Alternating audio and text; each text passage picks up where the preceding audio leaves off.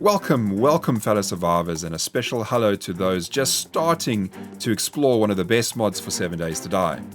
In part 2 of our beginner's guide, we look further than day 1 and your mission, should you choose to accept it, more of the Darkness Falls mechanics. We will end off with your prep for Horde night and what little minions we have to entertain and tickle you with. Right, let us continue where we left off in part 1 with point number 9. As mentioned previously, traders are a great place to hang out for your first few days of extra protection behind those very thick walls. Later, you can add ammo to the turrets, and around the base, you can link them up to a generator. However, this is probably a waste of ammo, as you can't really put down a claim block and claim the trader as your own. Traders only die if you are the one bringing zombies to them, so you are really the one to blame if they do die. Though, if they die, they generally end up spawning back very quickly. My recommendation though, the bottom line, is eventually get on your bicycle and ride. The entry-level bicycle can be created very soon in Darkness Falls, so once you have overcome your initial anxiety of the mod, get out there and either build your own base or upgrade an existing POI. Right, now this top part. Let us understand a little more what the hell is going on up here. We already brushed on the classes in part 1, though coming from vanilla, and especially if you are not around in those early alpha days of 7 Days to Die, you will likely be quite confused with these two icons. The first icon is the Action Skills tab. In the vanilla game, action skills were removed. In 7 Days to Die, if you want to become better with your sledgehammer, you could just throw in a few points into that skill. Easy. Now, with Darkness Falls, action skills are back. You could have many skill points, but it would mean nothing to your overall skill. Using blade weapons, guns, blunt weapons, even running and walking are actions that can be upgraded. So getting out there, bashing some zombies will make yourself get good. Next to the action skills are the remaining perks. These are skills that you can acquire from skill points, and some are connected with one another. These can also be skills that actually you may not even care about, because possibly you have a particular class that does the same thing. For example, if you have taken the farmer class, and there's no need to take the 3 basic farming tips perks. So these 3 perks can be clicked on, but if you're doing the farmer class, they are redundant as you are taking the actual farming class, which covers more than just the basic farming skills. When it comes to the start of the game, I would suggest at least 1 point should go into Sexual Tyrannosaurus, Health Nut, Parkour, Iron Gut, and Pack Mule. Don't forget to look at the lock icons. They often tell you what is going on, what is missing, why a certain skill is possibly not working as it should, and why maybe you can't even click on it. All the rest of these 8 icons are your classes. As we mentioned in part 1, you get to pick one at the start, and you can select more classes as you play the game, as long as you have the resources for that. On the right, you have the technology tab. And I don't really have a better word for this, as it's not actually a class. It is also started with a book that you must craft. Later in your gameplay, you will start picking up red research notes. These will allow you to craft the Future Is Now book, and this will open up the technology tab, and once you get to level 75, you can then start using advanced technology like laser weapons, advanced armor, and workstations. All these classes are opened with crafting a class book. Even your action skills can be upgraded by making books that you can read. Of course, most people don't bother with that and don't really want to waste their resources on just action skill books. Once the book is made, you just read it, and that particular skill is upgraded to a new level. The main ingredients of these books are skill notes. As you play the game, you pick up recipes, schematics, and even more schematics. You can read them, but as you'll pick up multiple ones that you've probably already read, you can either sell them or scrap them. And this is the primary way to get skill notes. Cracker books are a great way to find schematics to scrap, and then you must store those skill notes. I can't wait for the compo pack to return, as there is some nice libraries that have been introduced in that. Now and then you'll also obtain skill notes from trader quests, but scrapping schematics and recipes is the best way to go. You will soon notice the truckload of dye in this mod. Dye in vanilla is pretty useless. It's mainly there to make yourself look pretty. In Darkness Falls, like skill notes, dye is important for making class books. Black dye being the most important, as you will need to make ink. Finding clothes shops is great for discovering black dye, and you can also combine other colors to make black, so don't think that brown, green, yellow, red dye is relatively useless. Of course, some dyes there's just no hope for, so you can always scrap them or throw them away. The next point is a hoarder's wet dream. Do we have storage in Darkness Falls?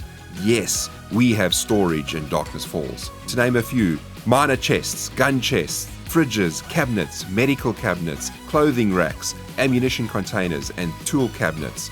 All of these sporting 120 slots of hoarder pleasure.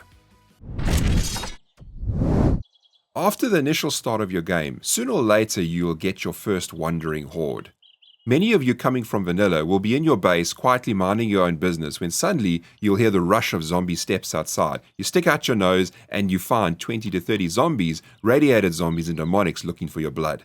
You could be anywhere exploring your POI or roaming the desert when a wandering horde will spawn. Though, don't panic. The wandering horde is triggered around about once per day or so, and they will generally match your game stage. So in the first 2 weeks, you shouldn't be seeing anything that you can't handle. Remember, you don't have to fight every single zombie that you see. I realize it's in your blood to snuff out every dead and demonic creature in the area, but you really can run away. If they attack your base and you're not ready, then leave the base and they will follow you for a short way. Of course, the ultimate cheese is just to exit the game, and if you're playing co-op or single player, then just reload back in and they'll be gone. Nothing worse to make a whole lot of ammo ready for Horde night and you end up using it all up in a wandering horde that came by the day before. So, take a note from Monty Python, like brave Sir Robin, gallantly chicken out and beat a very brave retreat. Farming is split into two sections in Darkness Falls: crops that need water and those that don't. Trees like bananas, coconuts, apples, oranges can be planted almost on any soil and they do not require water. They just grow. All other plants do require water, and water comes from various sources. First, the stuff in the sky, like rain. They don't rely on that. I'm just letting you know that rain in Darkness Falls will help your plants grow. You could even plant your crops on the surface of a lake and they would grow. However, the two main water supplies in Darkness Falls are rain catchers and irrigation pipes. Either you must till the soil with a hoe, or just use farm plots like in vanilla. I have two very detailed guides on farming with rain catchers, irrigation farming, and underground farming for Alpha 20, so check them out in the description or my channel if you want more information on that. Sooner or later, your AK is going to feel like a pea shooter. Darkness Falls has an extremely impressive lineup of weapons. The general tree of weapons consists first your conventional melee weapons and guns. Then, the next stage are coil guns. There are no melee weapons in this particular coil category. And finally, you have laser technology. Sitting among these are the legendary weapons, which have various effects and will often hold their own with some of the higher tier weapons. On the other end of the battlefield, you will face off with the enemy. The tougher zombies come with more armor, health, and health regeneration, which is why conventional weapons will not always work when trying to take them down. There are weapons and weapon mods to eliminate demon regeneration for a short period, and as you progress through the game, you will be able to craft and pick up many of these weapons. However, I will say that coil weapons will deal with many zombies and demonics, and you can get away with some late game zombie killing with just using coil weapons. Especially my favorite, the coil carbine. You just need to take care of the demon regeneration, which is where the laser weapons and legendary weapons shine. They will put a pause on the demon regeneration. There is even a laser battery mod that can be added to archery and melee weapons to help disable the demon regeneration. It just takes one hit from one of these weapons to stop the health regen, so even hitting the demons with a single cut of a laser sword will stop the regeneration on the Incubus for 90 seconds. More than enough time to bring it down with a coil carbine. Important other mods are first and foremost the Blessed Metal mod. You can even have the Rad Remover mod for radiated zombies. I also prefer the silencer for guns to try and keep the heat map noise down. Crafting is a massive part of this game. Unlike just one forge in vanilla 7 Days to Die, in Darkness Falls there are 4 forges, each one an upgrade of the previous. There is no smelting in Darkness Falls, so you do not have to smelt your ore and resources first, just add them to the forge and make whatever you want, as long as you meet the other requirements. I have a detailed forging guide, so check that out in the description. Again, I would like to stress the importance of the journal entries, and do not forget to look at the description and recipe section of anything that you would like to craft. It should tell you what unlocks what and what is required, or what crafting station is needed to make various items. This mod has numerous additional workstations like the lathe, the writing desk, the tailoring workstation and metal workstation. You will even find yourself building an oven or more at some stage to churn out the many different foods that are available.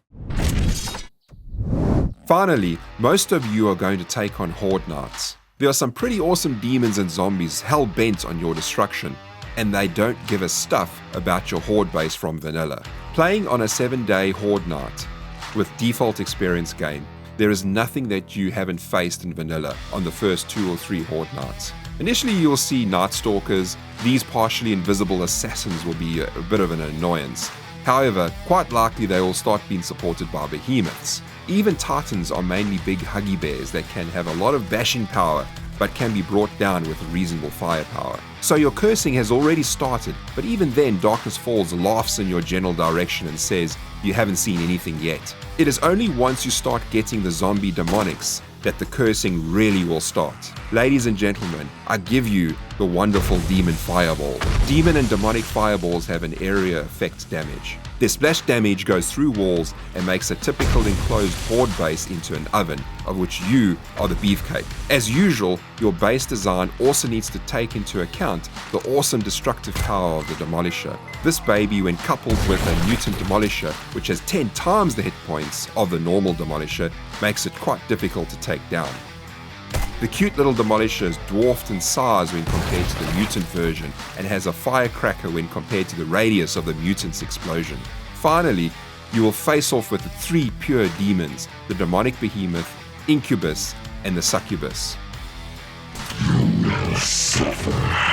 You will suffer as the fireballs from the Incubus and Succubus alone will destroy any block that is not at least steel.